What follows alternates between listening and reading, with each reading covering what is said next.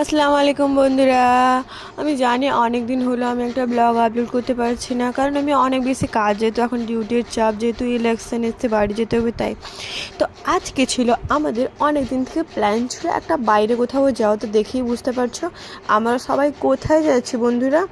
আমরা সবাই যাচ্ছি চিড়িয়াখানায় ঘুরতে। জানি আমরা নিজেরাই তো এক একটা স্যাম্পেল, বাট তারপরেও তো ভালো লাগে। এখানে গিয়ে আমরা সবাই মিলে গেলাম। তারপরে আমাদের অনেক দিনের ইচ্ছা ছিল যে সেখানে গিয়ে সবাই মিলে বেডশিট পাতিয়ে তারপরে খাওয়া দাওয়া করার জন্য।